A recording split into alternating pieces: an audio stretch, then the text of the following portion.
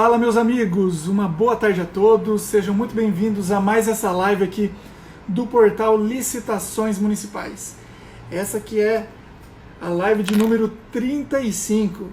Já tivemos vários amigos, grandes professores passando por aqui e hoje não é diferente. Teremos a presença de uma querida amiga aqui do estado do Paraná, professora Bárbara. Já estamos aqui buscando conexão para iniciarmos com brevidade. Live.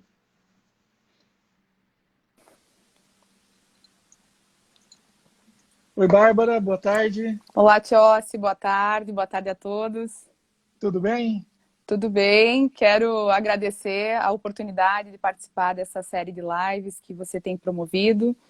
Também dizer que é para mim uma responsabilidade bastante grande, tendo em vista tantas professoras e professores importantes do direito administrativo que passaram por aqui. Então, quero também parabenizar por essa iniciativa e dizer da minha alegria, da minha satisfação. Também quero cumprimentar pelo apoio ao Instituto Paranaense de Direito Administrativo e Ação Pública da OAB Paraná. Então, muito obrigada pelo convite. Legal, Bárbara. Eu que agradeço. Uma alegria muito grande contar com a sua participação. A Bárbara, que tem uma experiência enorme no âmbito municipal, diretamente na Procuradoria Municipal, e com toda certeza vai agregar muito valor aqui para o nosso público. A Bárbara é advogada, é pós-doutoranda em Direito, professora de Direito Administrativo e Direito Constitucional, e a temática que nós escolhemos para tratar aqui hoje é sobre os desafios na pandemia para a administração pública municipal. Então, Bárbara, seja muito bem-vinda, a palavra é toda sua, e eu gostaria que você, diante dessa experiência, fizesse alguns apontamentos iniciais, uma contextualização. A pandemia vem, de fato, impactando a administração pública municipal. Então, Tiossi, o primeiro ponto que eu penso que seria importante considerar é que essa pandemia traz uma questão global para a administração pública local. Então, isso por si só já é um grande desafio. Na verdade, nós estamos diante de uma questão que diz respeito à própria conformação da sociedade global.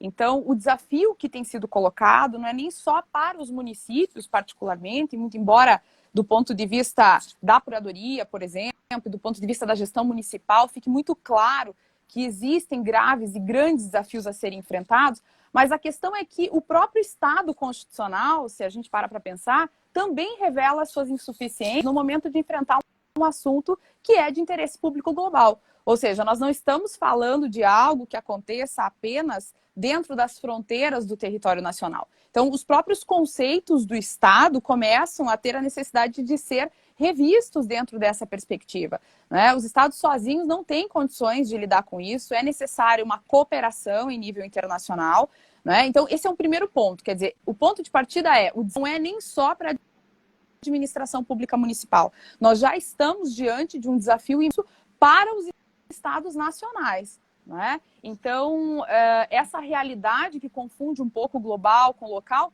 nos mostra que a globalização também tem o seu lado negativo. Quer dizer, se de um ponto de vista nós transitamos mais, circulamos mais, os produtos, os serviços, as telecomunicações, tudo isso fica muito mais acentuado, de outro lado as dificuldades também aparecem. Então, a pandemia, né, do Covid-19, ela fica enquadrada dentro desse contexto de uma sociedade de risco. O professor Ulrich Beck bem trabalha essa questão, né? Então, é um tema típico de uma sociedade de risco e que nos coloca a ter que enfrentar essa questão. Não é a primeira vez que isso acontece na história da humanidade, né? Nós temos pandemias, desde logo a peste negra em 1347, também enfrentamos a gripe espanhola em 1918. Veja que são processos que levam alguns anos para serem superados, né? Nada que se resolva em questão de 15 ou 20 dias. Então, são situações que afrontam e colocam desafios para a administração pública de longo prazo. O que nos mostra, e esse é um ponto que do aspecto prático precisa ser também ponderado, que em alguns momentos, e particularmente diante dos momentos de dificuldade, a fala do Habermas recente, numa entrevista que ele deu para o Le Monde, em que ele diz que nessa altura do campeonato é o Estado que é convocado a entrar em campo, ou seja, só o Estado pode nos ajudar quando a necessidade é urgente. Então, nós estamos, de fato, verificando essa situação e aí recai para a administração pública, né, vai atuar na satisfação dos direitos fundamentais e dos interesses públicos, operacionalizar e gerir toda essa crise sanitária, que posteriormente será uma crise social, já é uma crise econômica. Então, nós estamos diante de uma realidade muito complexa, em que os desafios vão muito além da questão sanitária e muito além do âmbito dos nossos municípios. Legal, Bárbara. De fato, é uma pandemia global e o Estado ele deve ser o protagonista. Os gestores, as autoridades devem tomar medidas rápidas, medidas teoricamente razoáveis, porque nesse momento de flexibilização de legislação, a gente sabe que não existe muito tempo para o planejamento.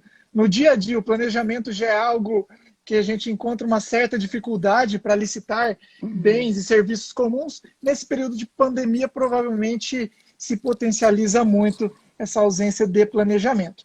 Mas, independente disso, é necessário que o poder público, que o gestor, ele seja efetivamente o protagonista, para que aqueles direitos fundamentais que estão lá esculpidos na Constituição Federal sejam efetivamente destinados e garantidos. Direito à saúde, direito à educação, direito à cultura, direito ao lazer, porque só assim que uma sociedade consegue viver de forma harmônica. No campo prático. Sem dúvida. O que... É isso. Isso, Tiossi, exatamente esse é o ponto. Eu fico bastante à vontade de conversar contigo sobre esse assunto, porque assim como eu, você também trabalha com a realidade, com o dia a dia dos municípios, com as deficiências, as dificuldades, as angústias até dos servidores públicos municipais. E um aspecto importante que você destacou e que eu também gostaria de ressaltar, diz respeito à dificuldade de aplicação do regime jurídico administrativo em tempos normais de temperatura e pressão. É dizer, já é difícil para as administrações públicas municipais, claro que isso não é uma excludente de responsabilidade, não estou aqui dizendo que isso não seja uma obrigação do gestor e da administração pública, mas nós sabemos que os municípios enfrentam grandes dificuldades de aplicação do regime jurídico administrativo. E isso não acontece, eu também quero destacar, e eu gosto de ressaltar esse aspecto, não é por má fé do servidor público, necessariamente. As pessoas tendem a imaginar que os servidores públicos que estão na administração se viabilizam ali numa situação de oportunismo e que por isso é que saem praticando atos ilegais. Eu realmente não acredito que um servidor público acorde e diga, hoje eu vou praticar uma ilegalidadezinha, hoje eu quero fazer isso, né? Até porque existem consequências. Então, me parece que é muito mais por dificuldades, como, por exemplo, qualificação. Nós precisamos refletir que nós estamos falando de servidores que, no mais das vezes, passaram de concurso de ensino médio, de nível médio, e vão trabalhar com temas extremamente complexos. Né? Quem é da área do direito sabe quanto tempo a gente passa estudando licitações e contratos administrativos. Então, operacionalizar o regime jurídico administrativo é algo que, por si só, é complexo em tempos normais para uma administração pública municipal. E aí vamos lá pensar que também a realidade dos nossos municípios não é a mesma. Nós estamos falando que existem municípios com 5 mil habitantes, 3 mil habitantes, né? Em que, às vezes, é praticamente impossível estabelecer segregação de funções. Né? Várias vezes eu ouço dos vereadores, das câmaras municipais, as dificuldades, por exemplo, para instituir uma comissão de licitação, porque não tem gente suficiente. E eles me dizem, quem é que eu vou colocar? Eu vou colocar a da limpeza numa comissão de licitação? Quer dizer, olha o nível de exigência e de responsabilidade que vai se impor ao servidor público municipal. E são essas as pessoas que hoje, diante da pandemia, estão no fronte. Temos pessoas que estão lá na frente de batalha nesse momento, nessa guerra, né, que nós travamos contra o coronavírus, que são servidores públicos municipais e que, no mais das vezes, não têm a capacitação, não recebem a capacitação, não é, adequada. Nós vemos isso também, você é professor de cursos preparatórios e de qualificação profissional e de capacitação, você sabe disso. Quem que são esses cursos de capacitação? licitação. No mais das vezes, não são os servidores públicos do Poder Executivo. E isso nos mostra uma fragilidade, porque nós não temos que exigir dessas pessoas que atuem num regime jurídico complexo, que vá trabalhar, por exemplo, numa licitação. Eu costumo dizer que para o servidor, né, que passou no concurso de nível médio, quando ele vai para a comissão de licitação, ele não dorme mais, ele fica apavorado, porque ele vai praticar atos administrativos, vai praticar sem compreender a lógica do regime jurídico administrativo e, principalmente, tendo a necessidade de depois responder pelos atos praticados. Então, a situação realmente é bastante difícil. Em tempos normais, já temos um regime jurídico que para os municípios é desafiador. Eu acho que, claro, tem professores aqui que são apenas acadêmicos do direito, eu respeito por isso, porque também gosto da academia e também vivo a realidade da academia, mas quando a gente fala de licitação, e a gente precisa falar desse assunto, principalmente no momento em que se discute lei de licitação, não é, e como o professor até Joel Menezes Nigbur já mencionou, não é a licitação da esplanada dos ministérios. Nós temos que pensar que quem vai atuar com esse regime jurídico no dia a dia são pessoas simples, são pessoas que não estão lá necessariamente vocacionadas para uma conduta ilícita, e os órgãos de controle também têm que ter essa compreensão, né? Essa presunção de má-fé do servidor público. Veja, eles têm presunção de legalidade, presunção de legitimidade nos atos praticados, né? Até culturalmente, até socialmente, as pessoas têm essa presunção de que quem está lá para praticar a ilegalidade, quando, na verdade, não é bem assim. Então, eu sou uma forte defensora, eu até me emociono quando eu falo dessas questões municipais, porque é o dia a dia do balcão da Procuradoria, que eu brinco, né? O chão de fábrica mesmo, em que a gente vê que as decisões precisam ser tomadas, numa situação como essa, precisam ser tomadas de forma emergencial, porque são vidas humanas que estão em causa, e aí, às vezes, as nossas dificuldades são em relação à formalidade, em relação a procedimentos, né? E como eu disse, nem sempre, muitas vezes é por falta de qualificação, por falta de treinamento e por dificuldades até operacionais, né? Concordo, Bárbara.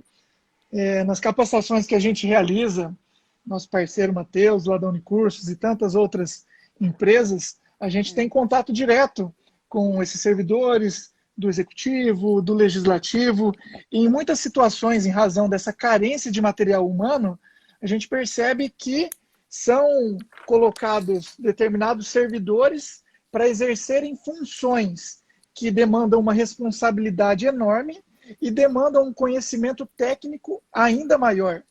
Nós não estamos aqui para menosprezar qualquer tipo de cargo, qualquer tipo de função, qualquer tipo de formação.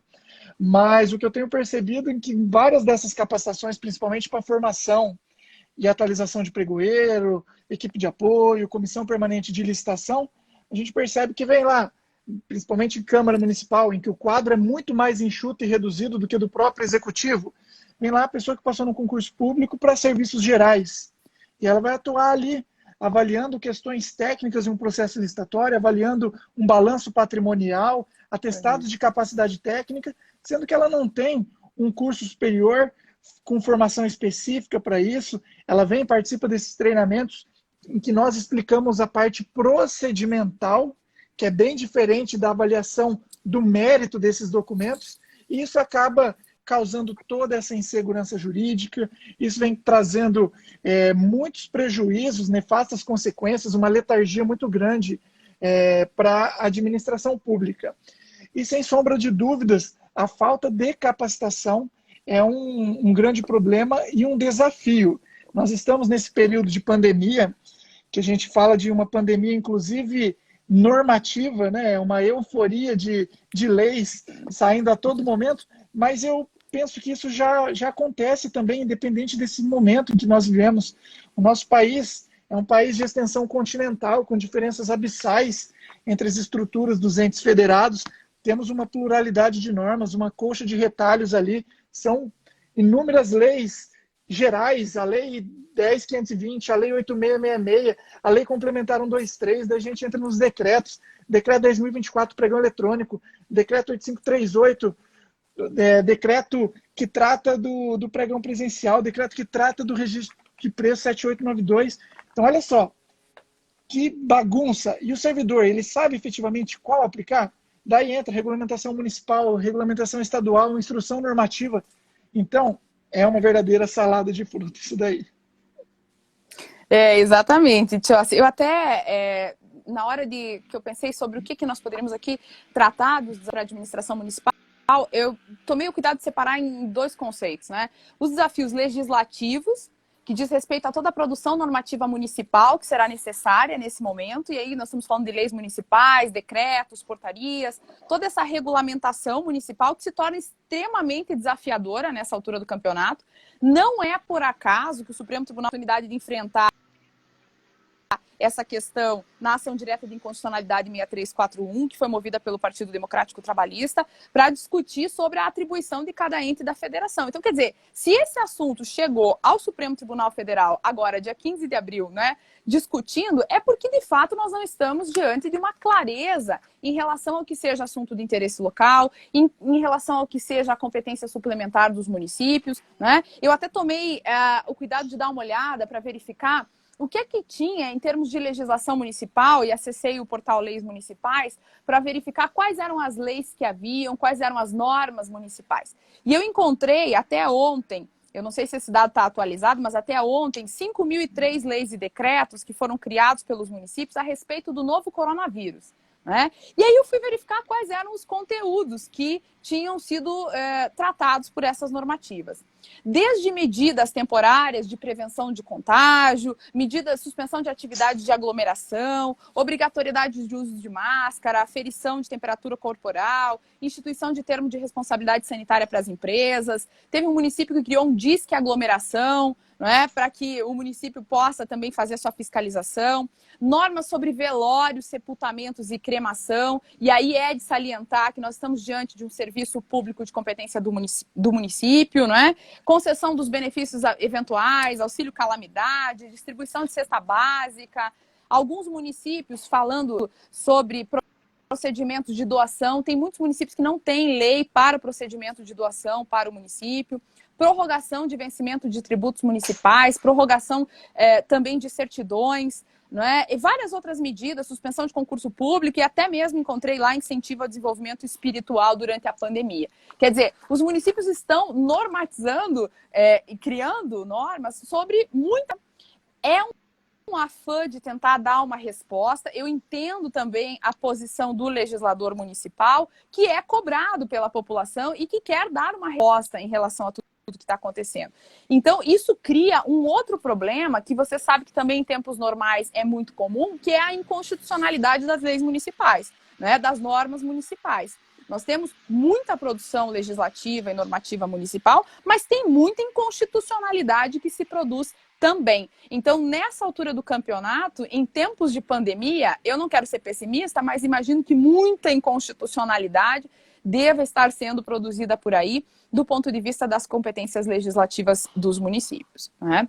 E fora isso, também há uma outra questão que precisa ser referida, que são os desafios de gestão. Os desafios administrativos, propriamente dito, em que o primeiro desafio será certamente o desafio da gestão orçamentária. Nós estamos diante de uma situação bastante grave, já é naturalmente, e aí eu quero dizer isso para as pessoas, porque eu ouço algumas coisas como, por exemplo, agora vai ser uma farra, né? Agora é dispensa de licitação, então vai sair dinheiro...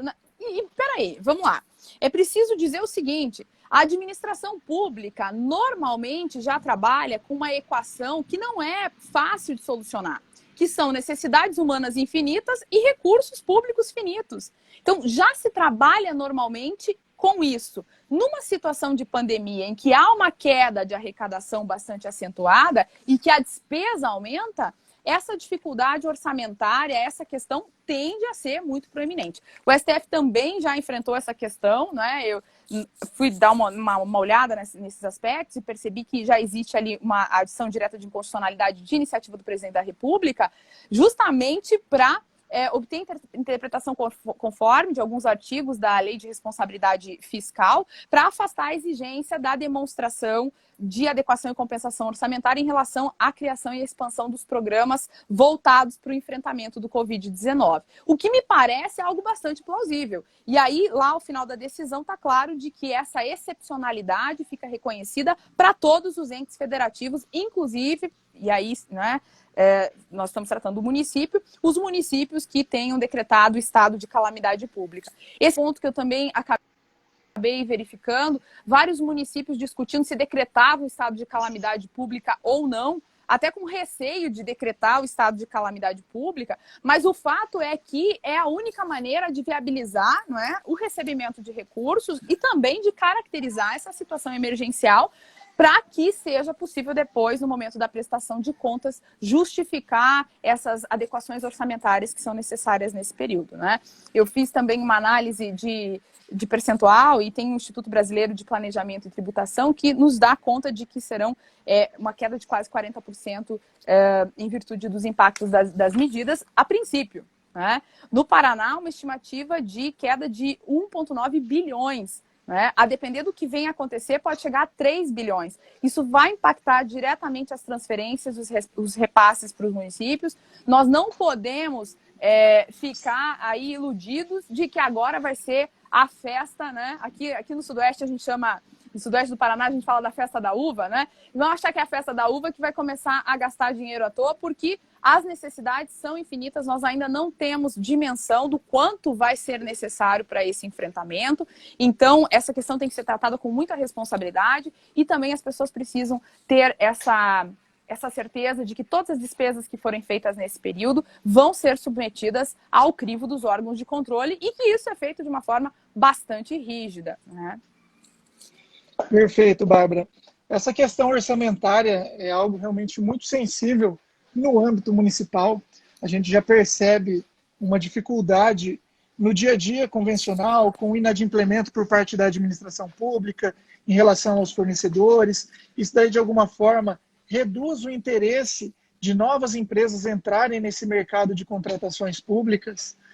E nós vimos a sensibilidade do próprio Congresso Nacional, e não só a sensibilidade, mas a necessidade, em razão dessa pandemia global, que ele reconheceu o estado de calamidade pública, flexibilizando vários artigos ali da Lei de Responsabilidade Fiscal. Porque ele sabe que o impacto financeiro, contábil e orçamentário em âmbito municipal, estadual, distrital ou do próprio governo federal será enorme. Nós não sabemos por quanto tempo essa pandemia ela perdurará e quais serão as consequências, né? Então nós precisamos sim de muita sensibilidade nesse momento. E um outro ponto que você tocou, muito sensível, que eu tenho visto vários discursos no mesmo sentido, é novamente da criminalização das contratações diretas. Elas que no ambiente comum já são criminalizadas, parece que quando você faz uma licitação, o simples fato de instaurar um processo licitatório por si só já garante a lisura, já garante a legalidade, e uma dispensa, uma inexigibilidade por si só também já garante uma corrupção, já teve má fé e fugiu da regra que eventualmente estaria prevista na legislação. Mas isso é um mito, nós precisamos quebrar esse mito. As contratações diretas, elas possuem, inclusive, amparo constitucional. E eu vejo muita gente falando, olha só, agora vem uma lei e fala que pode contratar tudo por dispensa de licitação. Que ótimo que pode contratar por dispensa, porque nós estamos falando em salvar vidas, em salvar as pessoas. Exatamente. Então, assim, o gestor ele teve essa sensibilidade, essa flexibilidade dos processos que são morosos, burocráticos, e por mais que eventualmente o poder público fizesse uma licitação, a gente sabe que licitação não garante eficiência. É difícil nós encontrarmos exemplos para serem replicados, cases de sucesso de uma licitação que foi processada e garantiu uma contratação vantajosa, um preço competitivo e atendeu a eficiência que está lá no artigo 37. Então a licitação por si só, ela não traz eficiência. Nós precisamos de muito mais. Precisamos de responsabilidade, de bom senso, integridade, controle social, controle externo. Isso sim vai garantir a efetividade dos direitos fundamentais. Sem dúvida, Tiossi. Agora, ao tempo que você ia comentando sobre isso, também tem um outro aspecto que casa entre a questão orçamentária e a questão da licitação. Perceba uma coisa, eu tenho refletido muito sobre isso e tenho comentado dessa minha angústia existencial a respeito da entrada do dinheiro do município, da arrecadação do município. Nós sabemos, e não é novidade para ninguém, de que há uma defasagem gigantesca do ponto de vista da arrecadação. Ficção nessa arrecadação, né? Existe o valor das negociações e o valor que vai para o cadastro. A gente sabe dessa prática, é uma situação bastante difícil que os municípios também reconhecem, que não há, por exemplo, da planta genérica de valores. Tem alguns municípios que têm defasagens imensas, o que já mostra que as necessidades daquele município não vão estar sendo adequadamente atendidas ou proporcionalmente atendidas com a receita. Então então esse já é um primeiro problema na entrada do dinheiro. Agora, o problema fica também maior quando nós falamos da contratação, da saída do dinheiro. Porque aí também nós sabemos que existe o orçamento para a prefeitura e o orçamento normal para o mercado. De modo que os orçamentos que são feitos para a prefeitura, ou para os municípios, ou para as câmaras, são sempre também bastante mais elevados. Então, quer dizer, como é que a gente vai gerir essa equação se nós estamos falando de uma ficção? Uma ficção entre o que entra, uma que sai e necessidades infinitas que o gestor é levado a ter que equacionar. Em tempos de pandemia, essas necessidades aumentam ainda mais. Então, eu não quero ser pessimista aqui na minha abordagem, mas ser muito realista em relação à dificuldade nessa questão orçamentária. Claro que não dá para realmente generalizar, né? Tem municípios que estão muito mais atualizados em relação a isso, mas de maneira geral, o que eu sinto no contato com os servidores é essa dificuldade, essa realidade, até uma ansiedade por parte de alguns membros do Poder Legislativo em relação a como fazer para colocar em pauta e discutir essas questões que vão incidir em aumento ou majoração de tributos. Mas o município precisa desse recurso para cumprir as necessidades administrativas, não há outra forma. Nós precisamos desse dinheiro, né, para realmente fazer a despesa, ordenar a despesa. Né?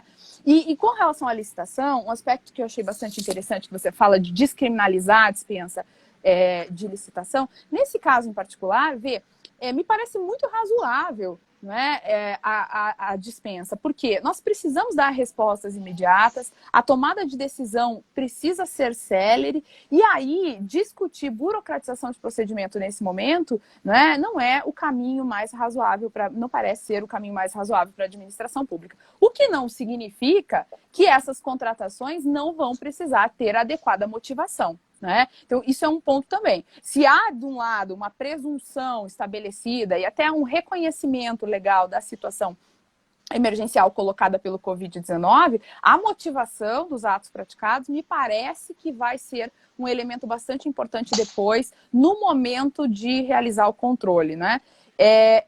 Também acho importante que se diga, e a título dessas dispensas, que nós temos ainda exigências a serem cumpridas. O fato de ser uma dispensa não significa que não tem exigência alguma. Né? Desde logo o termo de referência simplificado, ele é simplificado, mas ele exige 7 requisitos pelo menos. Né? Então é um termo de referência simplificado, mas é simplificado pero non mútil, né? Porque afinal de contas existem requisitos que precisarão ser cumpridos naturalmente. Né? Muito embora de uma forma mais abreviada. E eu gosto de uma expressão até do nosso colega do Pironte, quando ele fala que o planejamento simplificado não significa a falta de planejamento. Então, nós precisamos ter em conta que algum planejamento será necessário, até para evitar o sobrepreço, até para evitar essas situações disfuncionais do mercado que nessa altura começam a aparecer. Perfeito, Bárbara. Essa questão das dispensas de licitação, a legislação 13979 trouxe lá no seu artigo 4º a questão da presunção, mas é uma presunção relativa, ao meu ver. Relativa no seguinte ponto: ela tem essa presunção no tocante à emergência da situação, porque de fato é uma pandemia global, uma pandemia mundial, que exige que o gestor público seja o protagonista e tome medidas céleres para enfrentamento do problema, mas que essas justificativas para a adoção da dispensa de licitação sejam plenamente apontadas no processo licitatório. ele deve apresentar de forma expressa as razões técnicas e as razões econômicas para a adoção desse procedimento. Até porque o artigo 4º diz o seguinte: é dispensável a licitação. Dispensável significa que o gestor tem a opção de abrir uma licitação, mesmo que seja através de um pregão express, que é esse pregão mais célere que o artigo 4º, a linha G, trouxe também, ou o porquê que ele optou pela dispensa de licitação. Então, ele tem que apresentar no seu processo, efetivamente, quais foram as razões de ter optado pela dispensa em detrimento do pregão, ou de ter optado pelo pregão em detrimento da dispensa. É lógico que nós estamos falando de uma emergência, mas essa emergência ela pode ser relativa ou absoluta. Vamos supor que o poder público ele tenha um determinado estoque de máscara, de luvas, de equipamentos de saúde, embora a legislação não seja exclusivamente para contratar equipamentos de saúde. Esse é um outro ponto que tem que ficar muito claro. É para enfrentamento, tudo que é direto ou indiretamente. Mas tomando isso como exemplo, vamos supor que ele tem um registro de preço com itens ali que ainda existam saldo e que existam estoque. Ele pode aguardar o prazo e instaurar eventualmente um pregão mais célere. Agora vamos supor que de fato não tenha licitação vigente, não tenha contrato, não tenha estoque, não tenha almoxarifado. O que ele faz? Ele opta pela dispensa de licitação. Então essa opção deve ficar muito clara no seu processo licitatório. E a propósito disso também, né, Tiossi, dois pontos que me parecem importantes. Um primeiro, que existem exigências claras de transparência para esses procedimentos, de modo que deverão ser imediatamente disponibilizadas as informações da contratação no sítio oficial eletrônico. Então, quer dizer, ninguém vai ficar sem ter a possibilidade de verificar o que é que está acontecendo, né? Nós temos meios de assegurar essa informação, tem requisitos mínimos que deverão constar, designadamente o valor, quem é o contratado, a inscrição na Receita Federal do contratado, o prazo contratual, qual foi o processo que deu origem a essa ação. Então, quer dizer, não é mesmo, não é de fato um oba-oba. Nós estamos diante de uma situação que tem normas, que tem regulamento, que tem exigências de transparência. E um outro ponto que também me parece importante de falou é que a administração municipal, nessa altura do campeonato, faça uma análise em relação ao que ela já tem disponível. Esse me parece que é o primeiro passo, né? O que é que nós temos que pode ser utilizado para o enfrentamento do Covid-19? Tem muita coisa que tem. Tem coisas que com aditivo contratual, respeitados os limites da lei, também poderão ser resolvidos, pelo menos temporariamente, até que se faça uma nova licitação, ou através do pregão express, ou não sendo possível, aí através de um processo de dispensa. Então, essa gestão, e aí o papel do gestor do contrato, me parece que fica bastante ressaltado, bastante proeminente, né, para verificar, afinal de contas, quais são os objetos, os insumos, os serviços que nós temos, quais são aqueles que nós poderemos eventualmente editar e quais são aqueles em que será necessário fazer uma nova aquisição através de licitação preferencialmente, porém, como nós falamos ali, tem sempre o recurso da dispensa que poderá ser utilizada, né? E como você bem ressaltou, ali é uma faculdade mesmo, né? Pode licitar, não precisa fazer dispensa. Se quiser, pode licitar. Não é? E depois, atendidos os requisitos de transparência, né? Acho que é importante destacar sobre essa questão da gestão dos contratos, um aspecto que diz respeito à necessidade dos gestores também perceberem a realidade de mercado, perceberem a realidade dos fornecedores, né? É necessário fazer um levantamento sobre o que é que realmente poderá ser cumprido, o que é que vai ensejar inadimplemento contratual, para, a partir daí, tomar as medidas mais razoáveis, né? Ninguém quer, ninguém deseja, nesse momento, que essa questão se transforme em rescisões unilaterais de contratos administrativos injustificadas. Claro que não, mas será necessário, em algum momento, enfrentar essa questão e verificar. É o caso de uma alteração contratual? É o caso de uma suspensão contratual? Qual é o quadro, né, fático? Qual é a situação que se apresenta? E me parece, como eu tenho ouvido vários professores também falando nesse sentido, que a palavra-chave passa a ser o consenso, né? Passa a ser a necessidade de, claro, de acordo com a legalidade, tratar caso a caso, com razoabilidade, fazer uma negociação com o fornecedor, porque para a administração pública dá para usar essa posição de superioridade jurídica em detrimento dos contratados? Dá para usar, nós sabemos sim. Mas onde é que isso vai nos levar? Não é? Isso vai levar a um problema econômico ainda maior depois? Então, me parece que esse não é o caminho. Nós precisamos ter esse entendimento, ter esse bom senso. É um momento difícil para todo mundo, como a gente já falou. Para a administração pública, inegavelmente será um momento difícil, pela equação que já normalmente não fecha, de necessidades infinitas e recursos finitos. Agora fica bastante agravado. Então, vai ser necessário, sim, ter uma diligência, um cuidado ainda maior com esses contratos, fazendo uma gestão individualizada.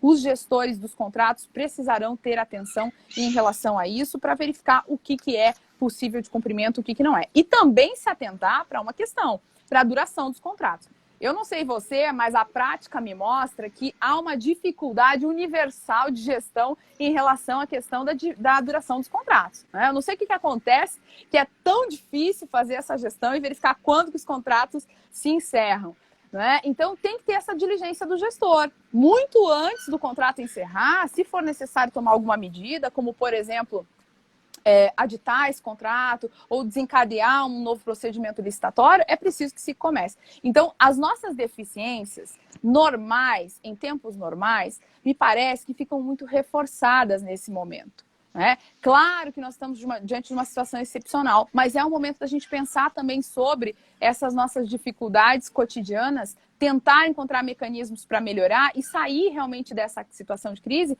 mais fortalecidos. Muito bom, Bárbara.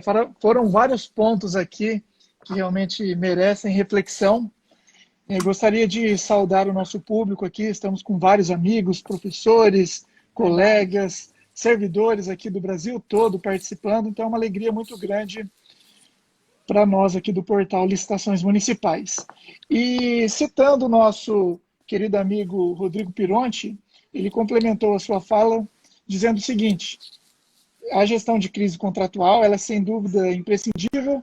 Como a doença ataca cada um individualmente, da mesma forma ataca cada contrato individualmente. Então, a administração pública, ela precisa sim criar esse mecanismo para gerir essa crise, porque essa crise não é agora apenas os contratos que estão sendo celebrados para enfrentamento da pandemia, mas sim aqueles contratos vigentes, aqueles contratos que fazem com que a administração pública atenda os anseios da coletividade, principalmente aqueles relacionados ao emprego de mão de obra, serviços de limpeza, de varrição, de roçada.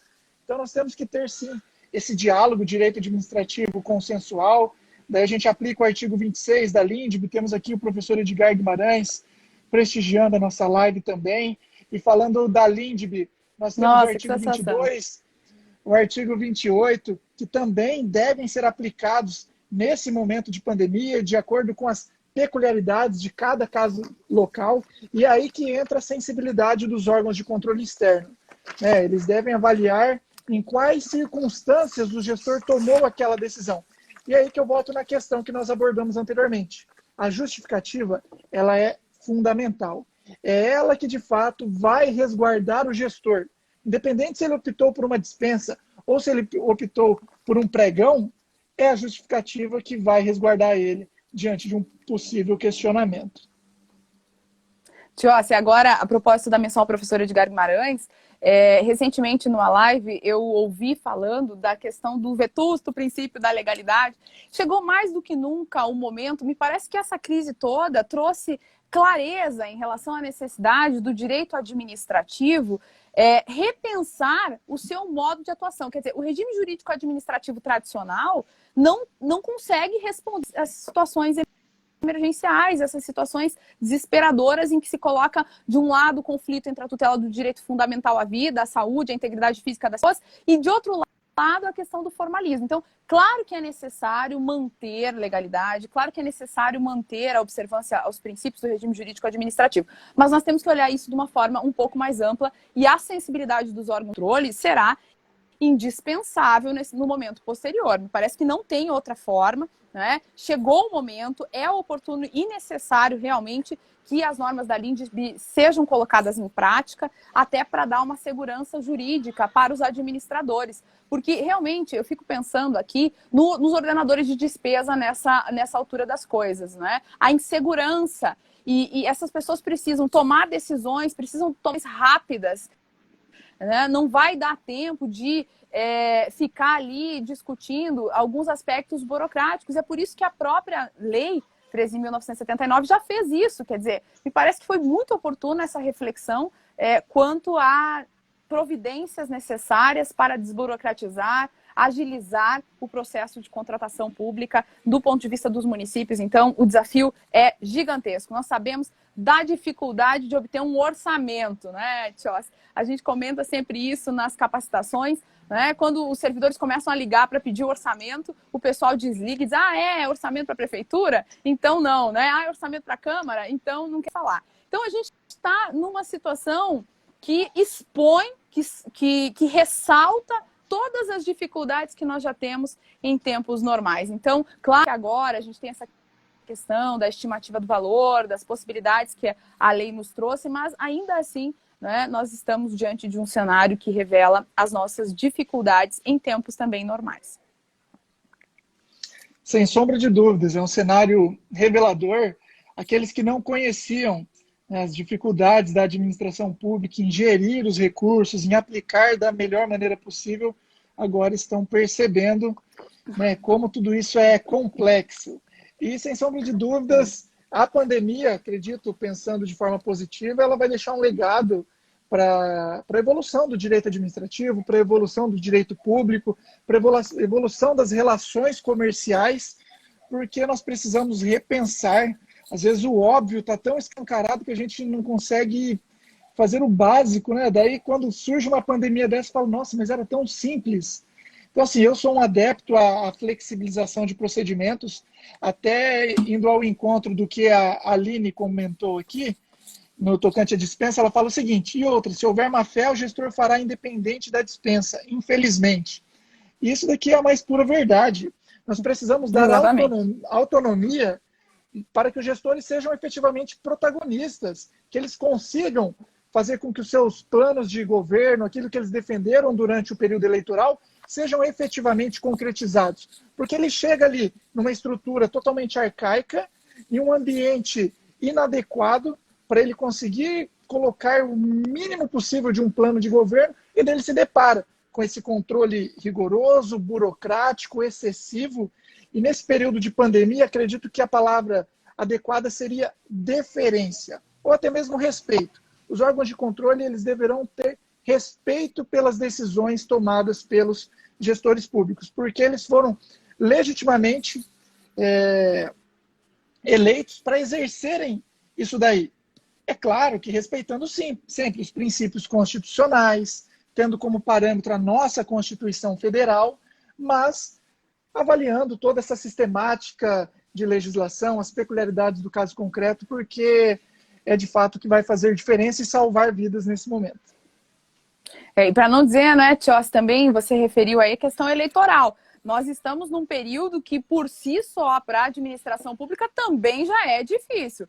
Ou seja, existem vedações de distribuição de benefícios, claro que exceto na situação de calamidade pública, mas é óbvio que eventuais oportunismos serão posteriormente punidos, serão controlados. Então, também o administrador fica muitas vezes em dúvida, olha, será que eu posso fazer isso? Será que não vai caracterizar eventualmente o próprio servidor que vai fazer a distribuição, às vezes, dos benefícios, tem dúvida se ele não vai eventualmente ser prejudicado numa situação do pleito, ou quer dizer... Então, nós estamos num ponto, assim, muito sensível. O momento é muito sensível, não só pela pandemia, sido pela questão de ser ainda um ano eleitoral, que traz as vedações próprias desse período. Então, já é desafiador isso também.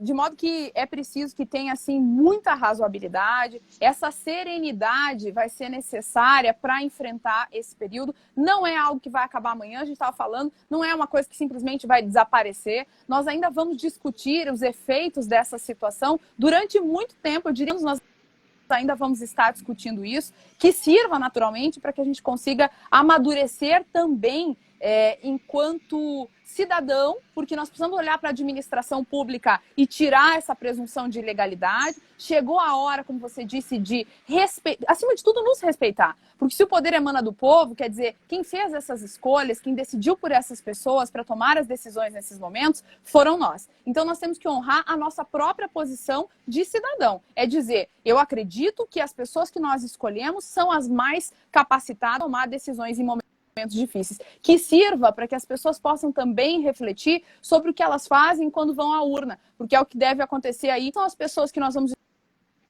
escolher para gerir situações de crise eventualmente, né? Nós confiamos nessas pessoas, elas têm condições de administrar uma situação como essa. É o momento de colocar luz também para essa questão e reforçar também a nossa capacidade democrática, né?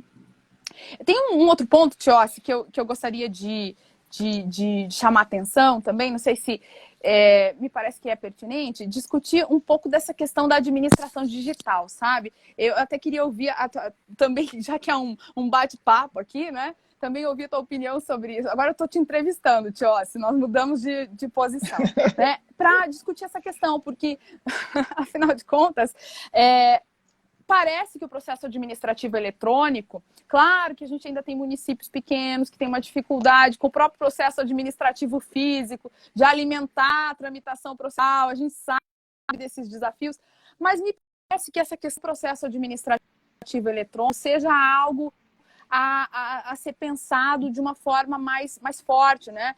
Mesmo a questão dos serviços públicos digitais, tem alguns municípios que criaram aplicativos. Claro também que a gente tem que pensar na questão da universalidade, né? Não é dizer que o morador de rua, a gente vai pedir, escuta, baixou o aplicativo, já está tendo acesso aos serviços públicos digitais. A gente tem que ter essa sensibilidade, mas me parece que isso também é algo interessante. Eu vi que o município de Florianópolis criou o Alô Saúde, que é um atendimento pré-clínico, Ministério da Saúde, que criou o aplicativo do coronavírus SUS, também é coisa bastante interessante, e me parece que a gente tem aqui realmente se preparar para um novo normal, né? Uma nova normalidade que o pessoal tem falando, né? tem falado, de como que nós vamos viver depois disso e se será possível realmente tornar essas questões mais presentes na administração pública.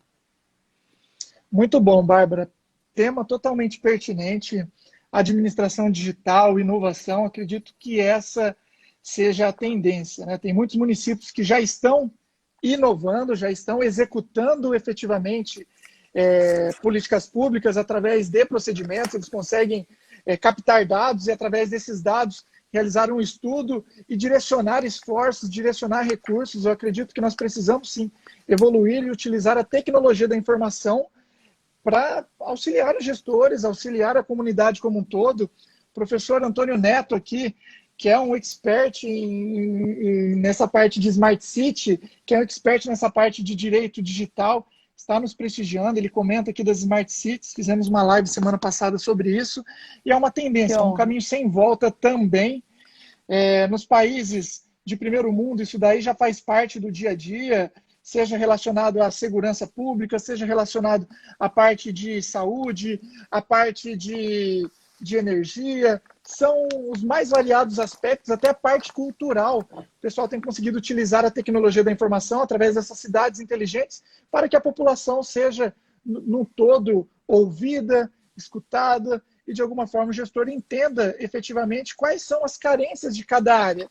E vindo nessa parte digital, trazendo aqui para o processo licitatório, eu vejo com bons olhos, porque além das licitações eletrônicas, como um pregão eletrônico que faz a escolha do participante, eu acredito que nós deveríamos adotar procedimentos administrativos eletrônicos para que as licitações acontecessem de fato no seu tempo real. Porque a gente sabe como acontece no âmbito municipal. Os processos eles são montados na forma inversa. Tem lá o licitante que foi o vencedor, seja num processo convencional ou seja num processo de dispensa de licitação, e depois sai montando o processo, pegando parecer do jurídico com data retroativa, parecer contábil, o próprio edital. Então, assim, é algo totalmente inadequado, irregular, que não deveria acontecer, mas acontece no campo prático. Então, com esses procedimentos em tempo real, facilitaria o quê? A fiscalização, a transparência Isso, sem sombra de dúvidas, agregaria muito mais valor para a administração pública. Ô, Tiossi, essa nossa live está virando a verdade nua e crua aqui dos municípios, né? As dificuldades dos municípios, isso quase como um pedido de socorro. Eu sempre digo para os vereadores com os quais eu trabalho, eu digo, olha, se vocês forem desistir da vida pública, desistam então da vida pública municipal e vão lá para o Congresso Nacional, porque alguém precisa falar em nome dos municípios. Alguém precisa dizer que nós sofremos muito para implementar o regime jurídico administrativo, né? E que as pessoas não estão ali de má fé, elas querem acertar. E às vezes elas erram, e às vezes a gente vai precisar justificar, ninguém é perfeito, na administração pública também não é perfeito, né? Então, eventualmente, me parece que essa questão dos processos administrativos eletrônicos, da administração digital, realmente seja uma tendência, algo a ser refletido, de que maneira que nós poderíamos implementar. Também me recordo agora que existem alguns municípios que estão utilizando a tecnologia da informação na prestação direta de serviços, na educação particular, né? Estão utilizando aplicativos, estão utilizando ferramentas digitais para dar continuidade a algum tipo de atividade, o que também vai revelar possivelmente desafios, porque algumas discussões quanto à questão do acesso, né? Não são todas as pessoas realmente que conseguem ter à sua disposição o serviço da internet, eventualmente até um dispositivo para fazer esse acesso, mas me parece que é irreversível, né? Isso ficou bastante claro, é a forma com a qual nós conseguimos nos comunicar e precisamos pensar sobre meios de implementar isso. Mas também não podemos esquecer, Tiossi, e aí eu acho que também é preciso colocar essa questão, das dificuldades do ponto de vista da assistência social. Isso é um ponto que também me parece que precise ser refletido. Já que nós falamos das pessoas que não têm acesso, das pessoas que têm dificuldade, nós temos que verificar que isso também vai ser um desafio para os municípios. Não vai ser só um incremento de despesa na saúde, vai ser também um incremento bastante grande em relação à assistência social, porque nós precisamos pensar nas pessoas que estão em situação de rua, nós precisamos pensar nos idosos, nós precisamos pensar das pessoas que dependem da alimentação escolar para ter uma alimentação adequada, né? Precisamos também pensar da questão da violência doméstica, que nesse período aumentou. Então, toda uma lógica de enfrentamento ao Covid-19 significa enfrentamento também para os padrões sociais que se modificaram a partir disso, né? De comportamento e as necessidades que passam a ser outras. E me parece que aqui realmente a gente tem um território bastante delicado. A questão das rendas básicas de cidadania, né, programas temporários de renda, municípios que estão implementando as distribuições de cesta básica e a questão da alimentação. Também esse é um ponto que me parece que é necessário colocar.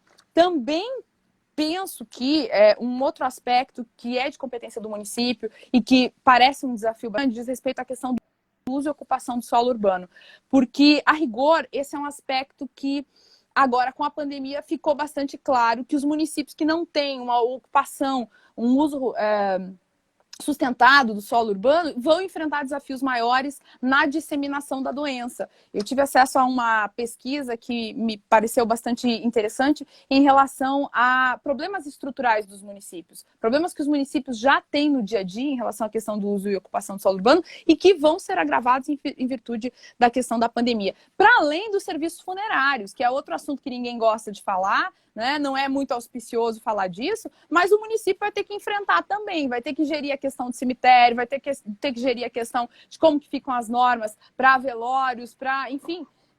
Quando a gente fala de desafios à administração pública municipal, é preciso que a gente perceba que existe uma variedade de assuntos que dizem respeito à competência do município. Olha lá o transporte coletivo, por exemplo, né? Os contratos referentes a transporte coletivo, a questão do reequilíbrio econômico financeiro, contratos de grande porte, contratos complexos. O município vai ter que enfrentar tudo isso. Porque, quer dizer, nós somos o primeiro ponto de contato do cidadão. Eu digo nós municípios, né? Eu já falo por município, é o primeiro ponto de contato das necessidades do cidadão com a administração pública, porque o indivíduo não vai lá discutir com o senador, o indivíduo não vai atrás do deputado federal ou raramente do deputado estadual, ele vai atrás do vereador. Ele vai bater na casa do vereador, inclusive, ele vai bater na casa do prefeito, na casa do secretário municipal, ele vai pedir ajuda, né, para onde a administração se manifesta mais proximamente. Então, quando a gente fala de desafios colocados pela pandemia para a administração pública municipal, não é nem de longe uma questão de saúde pública apenas. Nós estamos falando de questão tributária, nós estamos falando de uso e ocupação do solo urbano, nós estamos falando de gestão de serviços públicos, os essenciais e aqueles que são prestados, inclusive, pelos delegados. Então, tem aqui um universo muito complexo que certamente vai exigir um maior esforço da administração pública, dos servidores, que aqui também quero deixar toda a minha homenagem para essas pessoas, porque eu tenho visto os professores, desculpa, os servidores, que não têm o menor receio de vestir a camisa do município e ir para o front. Então, eu acho que chegou a hora de inverter um pouco essa presunção de culpabilidade, essa presunção de ilegalidade, as coisas no eixo de novo. Se o regime jurídico administrativo se pauta pelo princípio da legalidade e os servidores presumem-se que o que eles fazem é legítimo, então está na hora da gente dar para eles esse voto de confiança, até porque nós não temos outra alternativa. Não me parece que seja outra estrutura que vai enfrentar, institucional, que vai enfrentar essa questão tão bem quanto o Estado e, particularmente, aqui, quanto os municípios. Perfeito, Bárbara. Concordo com você. Precisamos valorizar, né, tecer todas as homenagens aos servidores, principalmente em âmbito municipal. São verdadeiros guerreiros, heróis que levam as cidades praticamente nas costas, né, nos ombros. Eles vestem a camisa, grande maioria com integridade, com legitimidade, fazem as melhores ações possíveis, mas infelizmente existe essa presunção de má fé. Precisamos sim que isso seja revisto de forma urgente e imediata, até porque muitas pessoas boas estão se afastando do serviço público, estão se afastando da administração pública justamente por conta dessa criminalização. Nós sabemos que a política está criminalizada, que os servidores públicos estão criminalizados, que as empresas que participam de licitação estão criminalizadas. Nós precisamos rever isso daí, porque senão daqui a um dia não teremos mais pessoas íntegras e idôneas participando desses procedimentos, sendo que eles são fundamentais para a evolução da administração, principalmente em âmbito municipal. Então, concordo plenamente com você. Nós precisamos, sim, de uma mudança comportamental, precisamos extrair dessa pandemia tudo o que for de positivo para rever os conceitos, para rever procedimentos, agregar a tecnologia da informação, ter um diálogo, né, o direito administrativo consensual. No campo prático, o que acontece? Uma empresa vem, ganha a licitação, ninguém conhece quem é a empresa, quem é o interlocutor dela, quem é o responsável legal. A empresa não conhece quem é o fiscal de contrato, não conhece ninguém. Simplesmente é prestado um serviço, não existe um diálogo, eventualmente acontece uma inexecução, surge ali uma advertência, uma notificação. Então nós precisamos aproveitar esse momento de distanciamento social momentâneo para depois nos reaproximarmos, né? Trazermos uma relação diferenciada. Então, acredito que isso sim vai agregar muito valor na execução dos serviços públicos. Sim, e é interessante o quanto, observando a história da humanidade, nós percebemos que a gente só avança em momentos de crise, né? Curiosamente, é o momento em que nós damos o salto quântico. Nós precisamos passar por um momento de crise para olhar para tudo aquilo que não estava funcionando, aquilo que não estava dando certo, e quem sabe, a partir disso, colocar as coisas num outro nível, num outro patamar. Do ponto de vista da administração pública, me parece que para que se faça essa reflexão, né? Então, todos os esforços, claro, vão para o coronavírus, mas o que isso nos traz em termos de experiência administrativa, de reflexão para o que vai ser do regime jurídico administrativo